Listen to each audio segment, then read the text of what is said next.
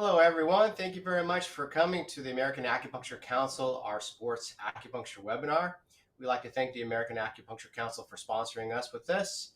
I'm here with my friend, colleague, and partner in the Sports Medicine Acupuncture Certification Program, Brian Lau. Hi. Yeah, nice to be here again. Brian and I were discussing just the other day about the upcoming Module 2 Low Back, Hip, and Groin webinar that we're having in the Anatomy, Palpation, and Cadaver Lab. And we're discussing actually some case studies in low back pain and how routinely it is so important to check for cluneal nerve entrapments that could be contributing to the patient's low back pain or even mimicking it being 100% of the low back pain. For example, the superior cluneal nerve entrapment can mimic Yaoyan syndrome pain at the iliac crest, or it could be maybe 30% or 40% of that contribution to the pain. So it's something just to routinely check in your cases of low back pain to see if an entrapment is contributing to part of it. So I think we could probably just start bouncing right into it. So Brian, do you want to go ahead and take it away and we'll just go to the next slide? Yeah, sure. So we'll go past the title slide here. So into the next slide. And we're going to start by just giving a quick overview of the cluneal nerves. So you have three circles that you see there. We have the superior cluneal nerve. So that's that upper circle. That I'm going to cover quite a bit in just a moment. So just for now, yeah, there's the highlight showing the superior cluneal nerves. Now there's multiple ones, and we'll talk about that in just a moment. But then below that, in that middle circle, we have the middle cluneal nerves. Those Matt's going to go into a little bit more. We're both going to discuss them, but he's going to take that primarily. We're not going to be discussing the inferior cluneal nerves, that bottom circle, in this particular webinar, just because this one is a little bit more on causes of low back pain. Inferior cluneal nerves are important. Maybe another day we'll cover those, but we'll focus more superior and middle. So these nerves are cutaneous nerves, they're sensory nerves. Then that means they're going to be primarily innervating the skin. So they're traveling in the subcutaneous tissue and innervating the skin. So let's go ahead and move on, and we'll go right into superior cluneal nerves.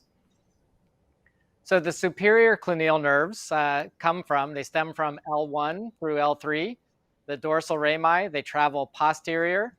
As they get more inferior, they penetrate through fibrous tunnels within the thoracolumbar fascia.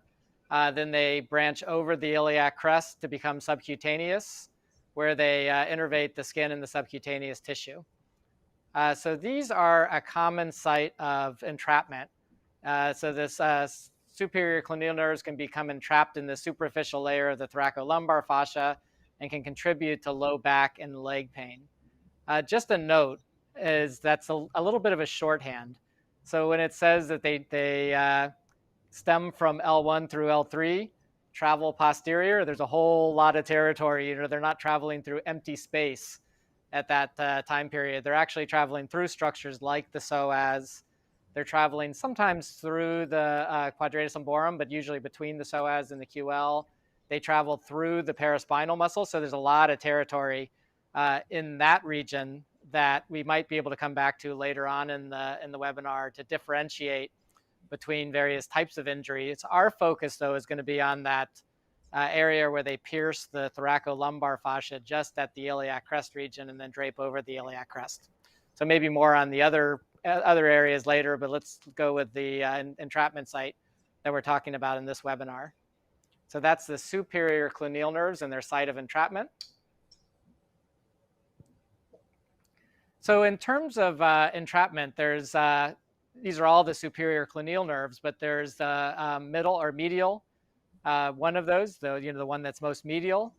Then there is middle or intermediate, and then a lateral superior cluneal nerve. So these are all superior cluneal nerves that we're talking about now, but we're looking at multiple nerves, so the medial most, the middle, and the lateral one. And it's usually the medial branch that is commonly affected in terms of becoming entrapped. So they all can be contributors, but this medial branch is the one that we're really going to focus on in terms of where it's going to become entrapped. So these travel through a fibrous tunnel. Then they go over the iliac crest so they can get entrapped in that fibrous tunnel of the thoracolumbar fascia, or they can get entrapped between that and kind of adhering to the iliac crest. So there's a lot of research out there. You can look into it if you wanted to check more information about it. But this image really kind of highlights that fibrous tunnel that you can see that those medial branches of the superior cluneal nerves travel through. So it's just a sort of a fibrous tunnel through the thoracolumbar fascia. Right, so let's move on. Next one. So in cadaver studies, the researchers found that this medial branch of the superior cluneal nerve was frequently adhered between the fibrous tunnel and the thoracolumbar fascia, and where the medial branch travels over the iliac crest, located just lateral to the PSIS. So there's a lot of studies on this. Why it's studied in Western literature is twofold. They study it, of course, because it's an entrapment site and it can be a pain generator. It's considered not super common of a pain generator, but it is a pain generator and it's worth knowing about. That's one reason that it's studied. The other reason that it's studied is when they harvest bone from the iliac crest to use for fusion, for lumbar fusions. They want to know, it's really important that they know where these cluneal nerves are so that they don't damage the cluneal nerves in the process of harvesting bone from the iliac crest. So because of that, there's a lot of really good research that kind of gives an average of where these cluneal nerves exit, both the medial ones, the intermediate, and the lateral ones. So they have it all charted out on various different cadaver studies, measured from the PSIS or measured from the midline. And if we look at this medial branch of the superior cluneal nerve, it's approximately in the region of Yaoyan. Of course, they're measuring it from different criteria. They're usually measuring it in millimeters, but the measurement kind of comes to about that same measurement as Yaoyan, which is 3.5 sun from the lower border of L4, just over the iliac crest. So this being a common site of entrapment means that it's also a contributing factor, or sometimes the factor, for Yaoyan syndrome, which is pain at this particular region. Again, we can come back and differentiate this type of pain that's caused from an entrapment of the superior cluneal nerve versus other things that are in this region, like the iliocostalis lumborum, which attaches to the iliac crest in that region, or deeper to that, the quadratus lumborum, which attaches to the iliac crest in that region. So being able to differentiate what's the pain generator is important, but in that process of determining what's the pain generator, we want to make sure that we take into consideration the superior cluneal nerves. So those cause pain at Yaoyan. That pain might radiate down into the buttock region, and you could follow those nerves and see how they drape over the glute medius and even over the glute maximus. Mm-hmm. Mm-hmm. Matt, do you want to add anything to that? I kind of just jumped in and covering it, but... Oh, that was great. That was really good. So just to reiterate, the Yaoyan, we just published an article as well on the Sports Medicine Acupuncture website, and it's talking about the superior cluneal nerve entrapment at the extra point Yaoyan, and also in the Yaoyan region, just something for practitioners to consider that. There's a cadaver dissection that we did, and we were able to find one of the superior cluneal nerves, which is a difficult dissection to tease out these cutaneous nerves. It's not just us saying that, it's actually in some of the articles that are in the references, they talk about the difficulty of actually trying to tease them out and trying to be able to dissect them to see if they are entrapped or not.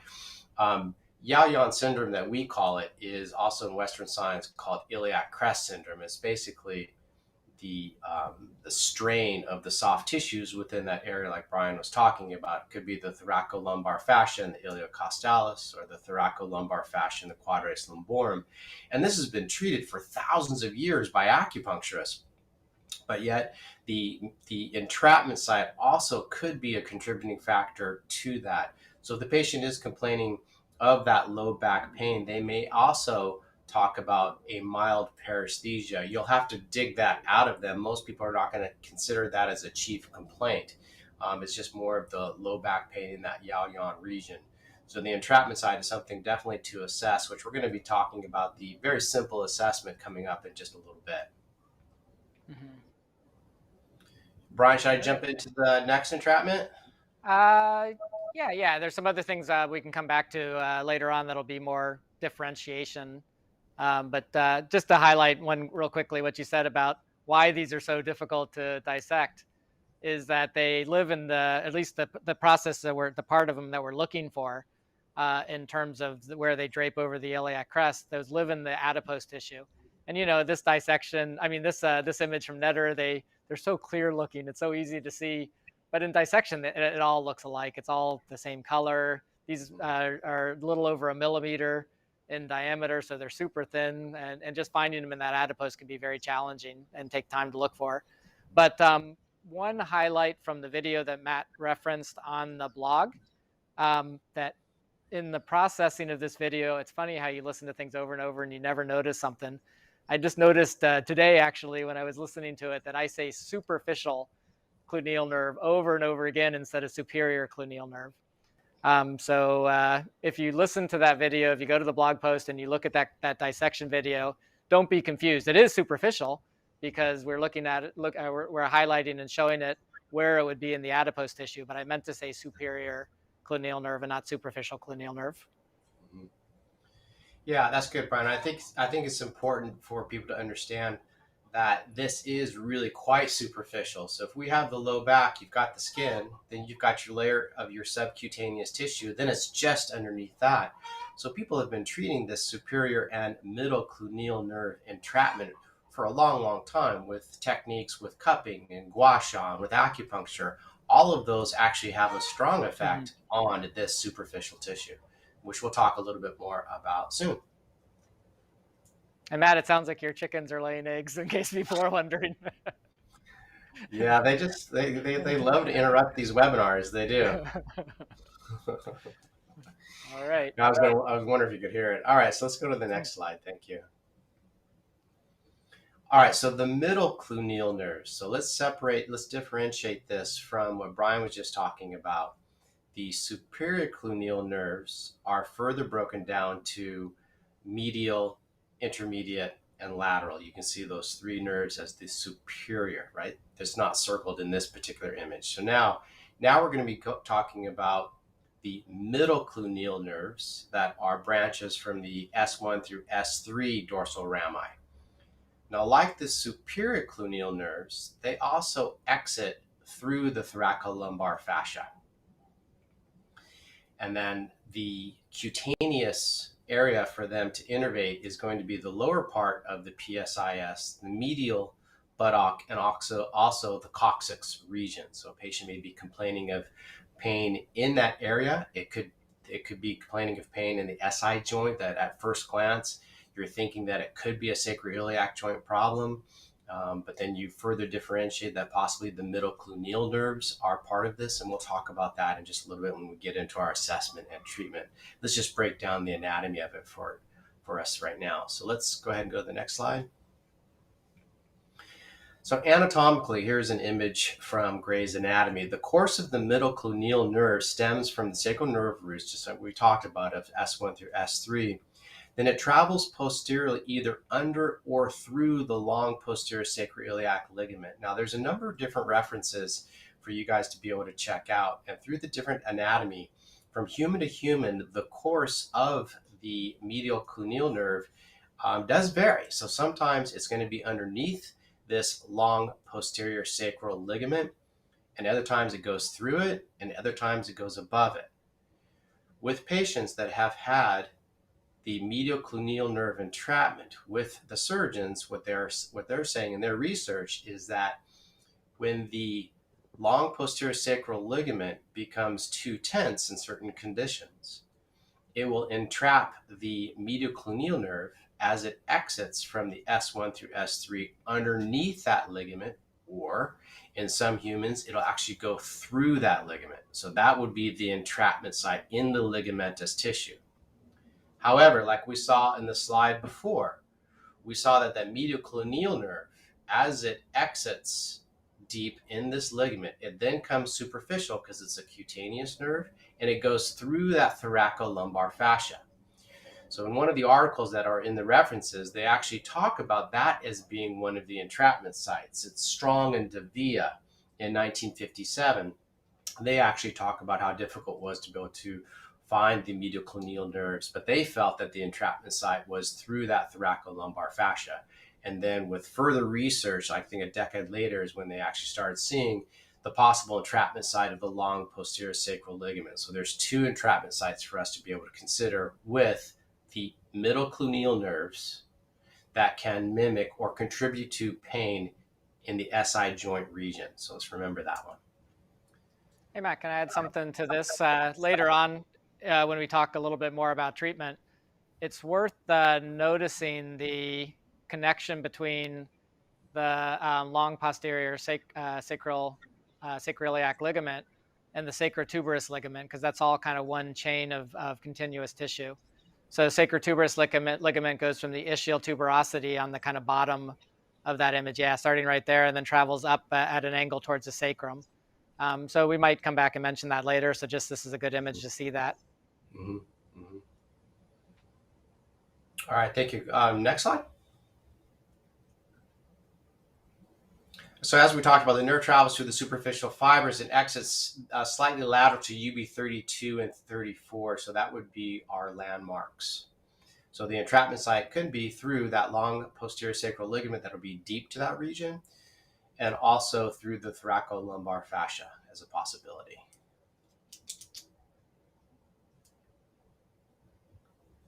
All right, so in this very interesting study from Kono and Atta, the middle cluneal nerve is associated with pain involving the lower back and buttocks. It can mimic sacroiliac joint pain and create sciatica-like sensations, which is really quite fascinating.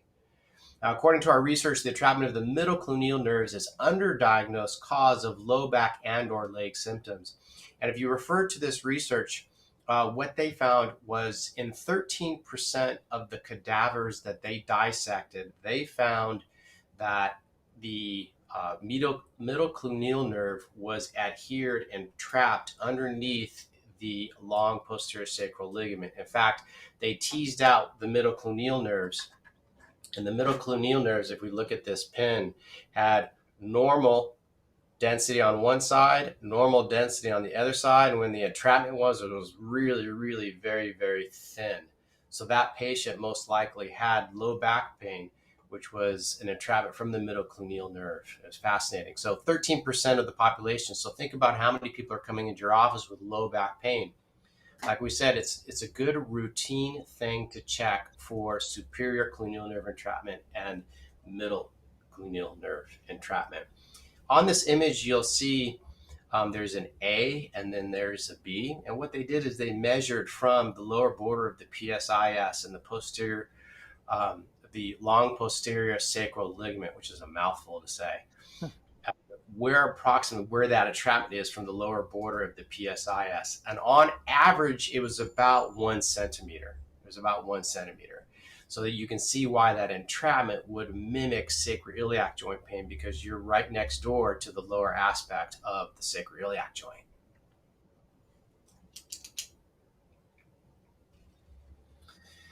All right, so Brian, we'll go ahead and jump into this one together. I'll start it off. So the cardinal symptom is chronic low back pain with or without leg symptoms, you guys. So let's remember that. It doesn't always have to be a chief complaint of paresthesia, but it's a good thing to ask. If somebody talks about a little bit of numbness or tingling, and they may not even be aware of it because it could be so subtle, into the buttock region or maybe down the leg. Now, of course, if it's going down the leg, we have to rule out a disc problem with the many different nerve tension tests for sciatica. Common aggravating activities are going to be walking, rising from sitting, standing, flexion and extension. So a lot of functional examinations are going to be important with this. Patients often find that pushing above the iliac crest with their hand relieves symptoms of the superior cluneal entrapment. So that kind of body language you want to watch for. You can even ask the person if they find that if they put pressure on their low back and they push down a little bit, if that helps. That would be a sign as a possible nerve entrapment. Yeah, they're kind of decompressing it themselves, right? Yeah, exactly. They're decompressing and trying to open up the entrapment site. Many people can have this for years because it may be just low back pain of a 2 or a 3, and then sometimes it gets really bad to a 4 or a 5. And how many people do you know that just don't get treated with their low back pain thinking that it's just an aging thing? So this is something for us to consider when that patient comes in. They've had it for chronic low back pain for years. definitely check for these nerve entrapment sites in addition to the other things that could be occurring. It could be sacroiliac joint problem. It could end up being a Yaoyan syndrome where there's a strain within that soft tissues. And we'll talk about that a little bit more when we get Mhm. into posture, which I think is in a few more slides. Mhm. Brian, you want to take it from here? Maybe just to mention the leg pain aspects, and you can tell me if I'm correct on this map. And my understanding with that, first of all, the cluneal nerves, if you go back to those images, do travel through the gluteal region. They're superficial at that point, but they're traveling in the adipose to en route to the skin over glute max, glute medius, depending on which ones we're looking at. Um, but the leg symptoms, from my understanding, I think is more of a sensitization and common innervation for other nerves that are traveling, peripheral nerves that are traveling down to the legs. So if it's very severe entrapment, then that can start to irritate the other structures in that same innervation zone and cause pain in the legs. That's my understanding of it. Does that match your understanding with that, the leg symptom component of it?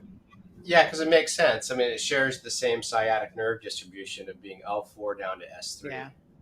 Yeah, and especially the middle cluneal nerves, which have a lot of innervation of the legs. Hmm. Yeah, so looking at pelvic imbalances, if there's an elevated ilium, anterior tilt is often associated too with it because of the shortening that can happen in the thoracolumbar fascia with that. Of course, a posterior tilt's gonna overstretch that same structure, so it wouldn't be unheard of to have a posterior tilt of the pelvis. But those are the things to really note and notice with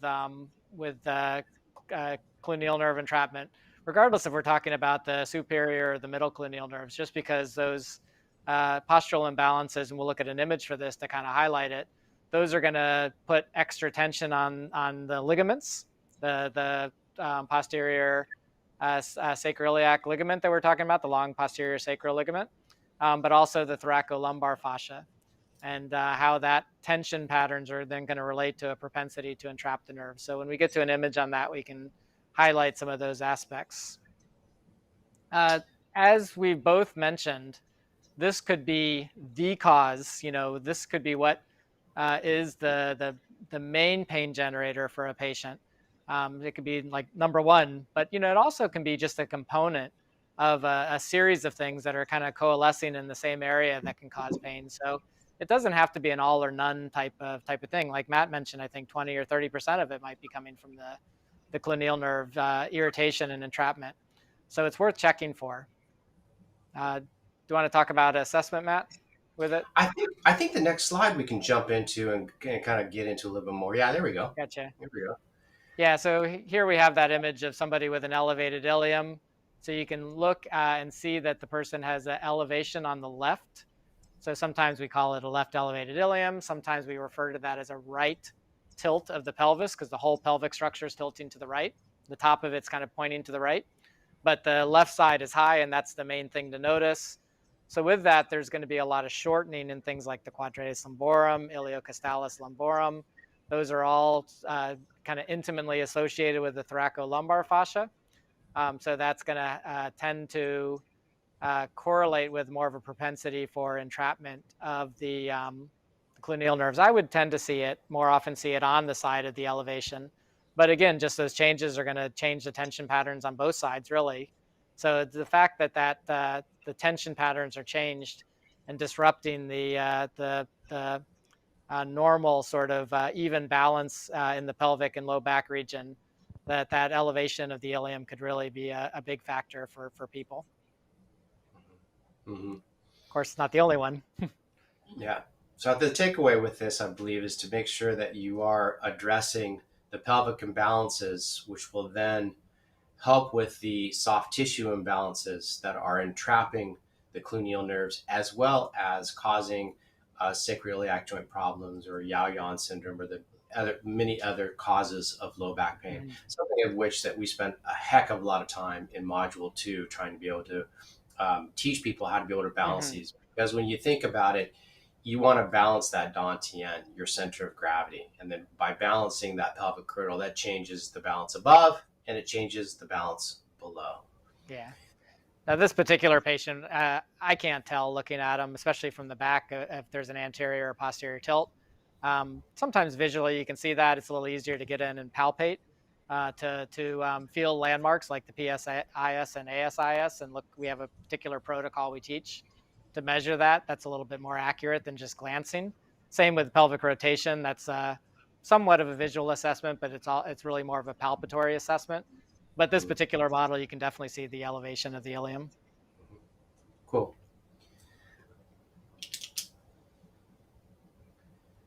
All right, so then now the second to last bullet, do we cover? Yes. So the third to last bullet, where it says cluneal nerve entrapment can be a contributing factor along with other causes of low back and leg pain. Absolutely.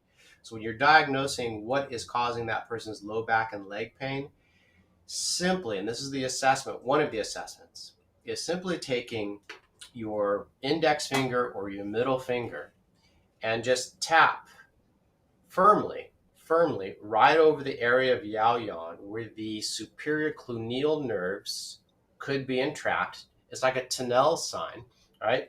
Just tap very thoroughly all around that region, even onto the PSIS where the entrapment could happen. Then move down level with UB32 and UB34. Do the same type of tapping. What you're looking for is the patient have any pain with that? Is it reproducing the pain that they're complaining about? Is it reproducing any of the paresthesia that they know about, or maybe they don't know about it? Like if you are tapping on there and it's causing that paresthesia, consider that the nerves are entrapped and they are contributing to part of the clinical picture here. Brian, you want to say anything? Yeah, even before that, you might not have gotten to the point where you think about doing a tunnel sign there, but you're just palpating. You're kind of going through the process of figuring out where the cause of the low back pain is and trying to diagnose what the condition is. And you go to palpate, maybe you think it's an SI joint, it's SI joint pain, and you go to palpate that PSIS region. And even with superficial pressure, you're definitely not pressing past the subcutaneous tissue into the deeper muscular structures. But when you start getting that superficial pain, that's a little bit more pain than you'd expect at such a superficial level, that's, if I haven't already been considering cluneal nerve entrapment, that's a point at which I'm definitely starting to think about it, because they're cutaneous nerves, so you don't have to press particularly hard to elicit pain if they're irritated. And then going from there to the tapping for a tunnel sign might be a consideration. Mm-hmm. That's especially the case with the superior ones. With the middle ones, the entrapment can be a little deeper if it's at that ligament, so that may or may not be quite the case. But if it's irritated at a periphery from that entrapment site, you still might elicit that very superficial pain. Mm-hmm. All right, should we go into a couple of needle techniques we could use? Yeah. So these are some images from the Sports Medicine Acupuncture textbook. On the left-hand side, you'll see 4 arrows. Those are different vectors, angles that we'll use to palpate to affect the sacroiliac joint region. So the needle is going to actually be going into ligamentous tissue in the deep multifidi. But let's talk about the arrow that's on the very bottom. Now that particular direction there, if you remember, that direction is going to be very, very close to where the entrapment site of the middle cluneal nerve in the long posterior sacral ligament would be. So you could take your finger underneath that PSIS, approximately 1 centimeter, go directly anterior, and then push upward toward that PSIS, but deep, angle it toward the sacroiliac joint. Now, if that's really very, very tender and maybe even causes some paresthesia, again, then you could be able to consider an entrapment site, and that would be a needle angle that we could choose. So going in with a 3-inch needle or maybe a 2-inch needle, going into that Osher point that we just diagnosed through palpation, stimulating. Now, what you can do as well is to rotate the tissue around the needle. So turn the needle 180 degrees, 360, 720 degrees in one direction, as long as the patient's okay. And then gently just pull up to loosen up that tissue with the idea, the intention of opening the area of the entrapment site. Of course, always to patient comfort. Patients usually really like that area because a deep, deep massage really doesn't get to it. But that acupuncture needle, can get to that region. So that's one needle technique that you can use. But remember, that's just one spot. And this area is associated with the urinary bladder primary channel and also the sinew channel. So remember to link points that will address this region. So your adjacent and your distal points as well. Now you've got the images on the middle here on this slide and also in the lower right. That's going to be looking at Yaoyan. So the finger, you can see the middle finger is pointing right toward where that superior cluneal nerve can be entrapped. So if that's really quite tender, you can needle that with your 3-inch needle. The lower right-hand side is going to be needling in that level. And then as we discussed in the SMAC program, and this was Brian's finding, that this particular level is going to be more about the urinary bladder sinew channel. And if it would happen to be deeper, it'd be more about the liver channel. Brian, you want to take it away? Yeah, so this is another one. That needle technique by itself is great.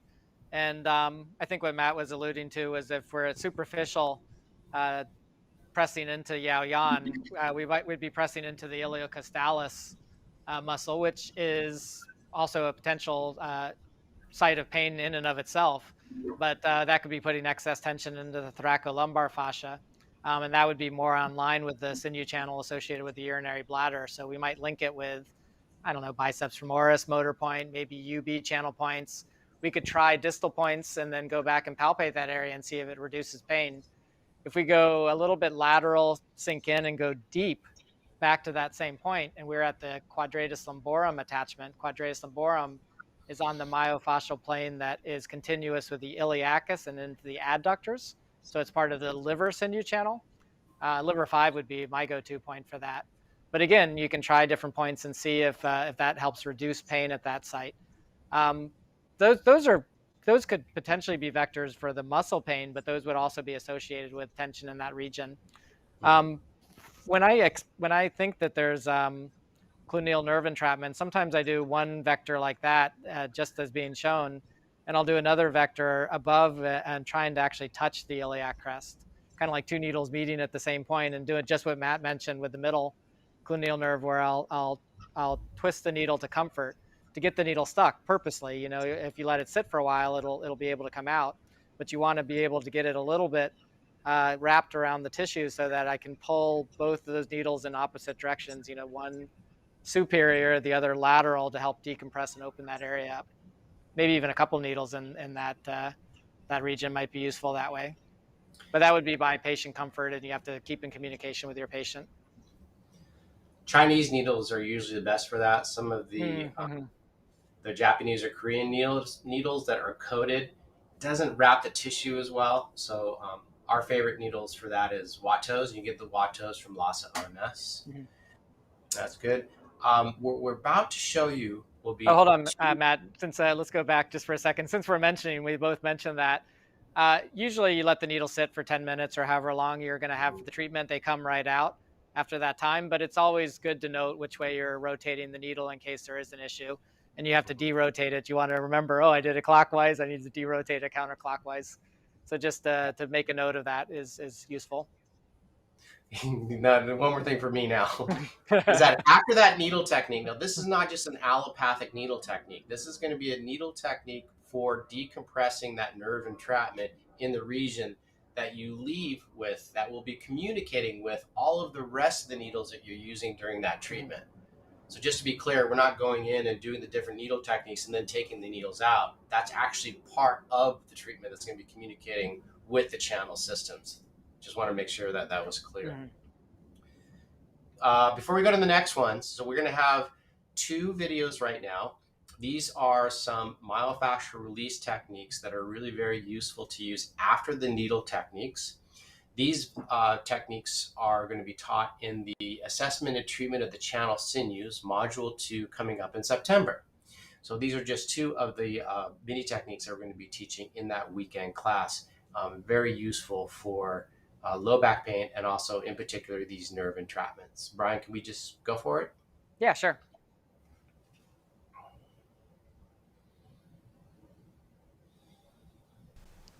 So this is a very simple technique, just to spread and descend the tissue of the erector spinae as part of the urinary bladder sinew channel. A couple of considerations though.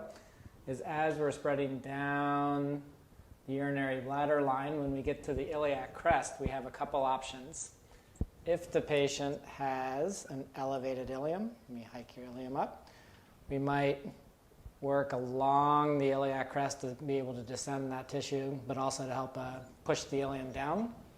In addition, if they had a posterior tilt, moving from medial to lateral will help sort of put the tissue back into a place that'll take them into an anterior tilt. So either posterior tilt or ilium elevation, I can take that tissue then from a medial to a lateral position. If they have an anterior tilt, I might gently come over the ilium, just being sure not to push into the bone, and then descend down through the fascia over the sacrum. We're going to find a good starting place somewhere around the inferior angle of the scapula. I want to be careful not to dig my elbow into the spine, but I'm going to be pretty close to the lamina. But the bulk of the pressure is going to be along the urinary bladder line. Sink in, and then slowly spreading downward.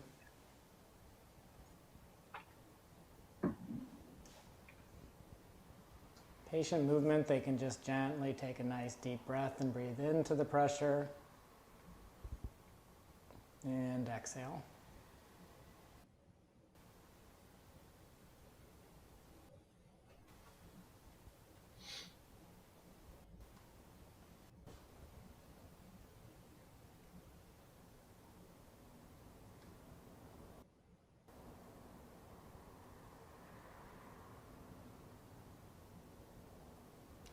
Again, when I get closer to the ilium, that's when I need to make a decision based on my assessment to either spread along the top of the iliac crest going medial to lateral, or in this case, I think I'm going to be careful not to dig my elbow into the bone, and I'm just going to continue downward to take the pelvis or influence the pelvis into a posterior tilt. And I can have the patient slowly tuck the pelvis under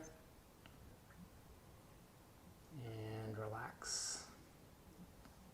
One more time, don't contract the glutes, just try to slowly, just a little bit tuck under. Yeah, there you go. And that feels like a good place to exit.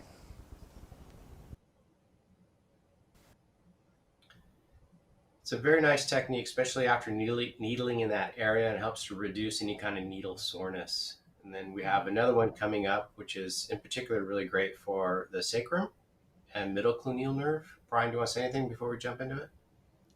Nope. I think it's about to start anyways, or maybe that's the play. Yeah, I think the video will describe it pretty well. So we'll be working on the attachments of the glute maximus, especially the sacral attachments, and just spreading and moving, kind of softening the attachments along the sacrum. Very nice technique. We can adapt the technique to somebody who has a posterior or an anterior tilt. In this model, we have an anterior tilt, but I'm going to exaggerate the anterior tilt. You can imagine with that it's going to be much more effective if I move that tissue away from the sacrum, yes, but also downward to help encourage more posteriority to the pelvis. Conversely, if somebody has a posterior tilt, go ahead and tuck your pelvis under, yeah. And in that case, if you're working in that same direction, it's going to encourage them more into a posterior tilt than they already are, so it would make more sense to come from a different angle and help lift the tissue to help encourage more anteriority to the pelvis. So we can adapt that general direction, but in both cases, you're moving the tissue away from the sacrum, either away and down, kind of lateral and down, or lateral and up. So we'll start with lateral and downward. I'm going to sit a little bit at the edge of the table. My side is towards her, so I can gently let my body sink into the tissue. Using the elbow, also a little bit of the proximal ulna. I'm going to go right to the sacral attachments, sink perpendicular, and then spread slightly lateral just to distract the tissue away from the sacrum. And inferior, I might have the patient gently and slowly tuck the pelvis under. Just a small movement's adequate. Good, and relax. Move slightly downward, get another area of the tissue. Sink in, tuck under, and move. That movement that you're doing is going to help them tuck the pelvis under. Good. And relax.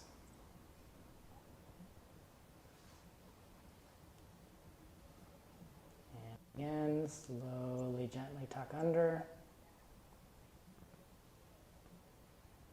Good. And we'll do one more pass.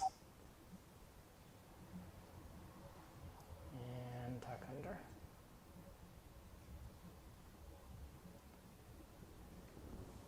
So in some instances, you might, especially with an anterior tilt, you might add to the technique by putting the patient into sort of a crawl position.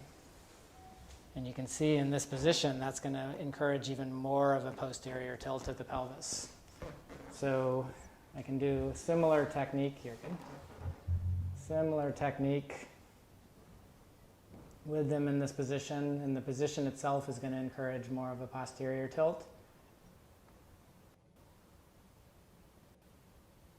And I might hold a little longer in this particular position.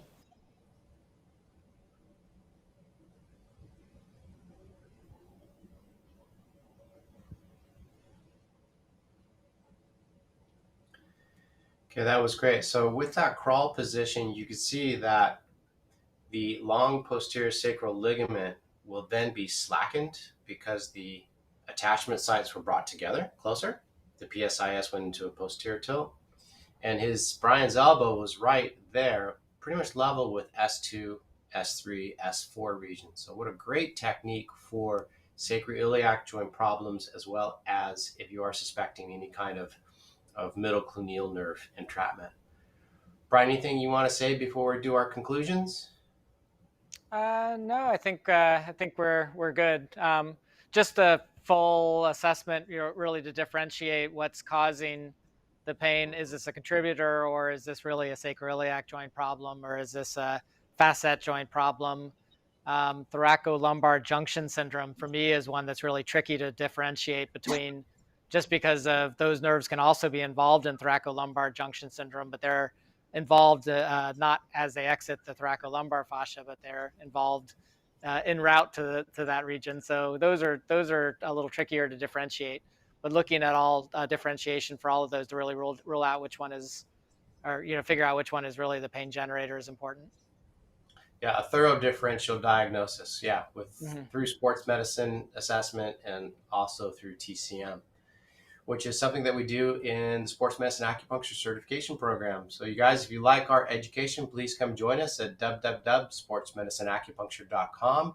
You can also reach out to Patricia, which is through email accusportinfo@gmail.com. I believe that's going to be wrapping it up for us. You guys, thank you so much for staying the extra time. I know that these are only supposed to be half an hour, so thanks for the extra time. And also come back next week because we have Chen Yen coming in, who's going to be discussing a lot of great things. So, Brian, it's always a pleasure. Thank you so much. Yeah, you too, Matt. And we want to thank the American Acupuncture Council for having us. Thanks very much, you guys, and we'll see you again soon. Yeah, have a great day, everyone. All right, bye.